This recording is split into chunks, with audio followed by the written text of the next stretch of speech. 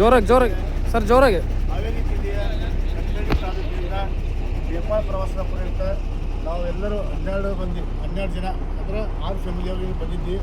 ನಿನ್ನೆ ದಿವಸ ಸ್ವರ್ಣಾಜಿ ಹಾಲ್ಟಾಗಿ ಪೋಖ್ರಾದಿಂದ ಹಾಲ್ಟಾಗಿದ್ವಿ. ಪೋಖ್ರಾದಿಂದ ಎಷ್ಟು ಕಟ್ಕೊಂಡು ಹೋಗ್ತಾ ಇದ್ವಿ.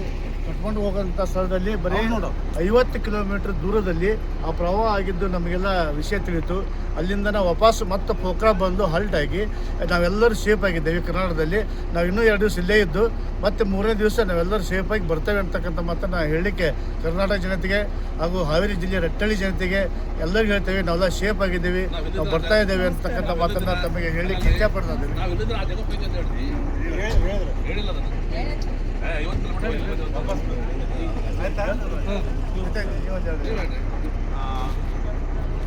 ನೀವೆಲ್ಲ ನೋಡಿರ್ಬೋದು, ಇವತ್ತು ಅಲ್ಲಿ ನೇಪಾಳದಲ್ಲಿ ನಡೆದಂಥ ದುರಂತದಕ್ಕಿಂತ ನಾವು ಅಲ್ಲಿ ಹೋದಾಗ ಒಂದು 20 ಕಿಲೋಮೀಟ್ರ್ ಅಂತರದಲ್ಲಿ ಮಾತ್ರ ಇನ್ಸಿಡೆಂಟು ನಡೆದಿದ್ದು. ನಾವು ಅಲ್ಲೇ ಇದ್ವಿ ಆ ಟೈಮ್ನಲ್ಲಿ. ಸೊ ನಾವೀಗ ಸೇಫಾಗಿ ನಮ್ಮ ಗಾಡಿನ ಟರ್ನ್ ಮಾಡಿಕೊಂಡು ವಾಪಸ್ ಬಂದಿದ್ದೀವಿ.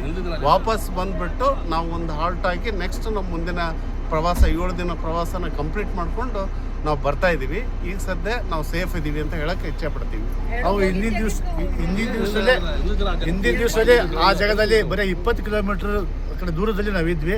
ಆ ಪ್ರವಾಹ ಆಗಿದ್ದ ನಮಗೆಲ್ಲ ಅಲ್ಲಿ ಇರ್ತಕ್ಕಂಥ ಜನಗಳು ಪ್ರವಾಸಿಗರು ತಿಳಿಸಿದ ತಕ್ಷಣ ನಾವು ವಾಪಸ್ ರಿಟರ್ನ್ ಆಗಿ ಇದಕ್ಕೆ ಬಂದ್ವಿ. ಇಲ್ಲಿಗೆ ಪೋಖ್ರಾಕ್ಕೆ ಬಂದ್ವಿ.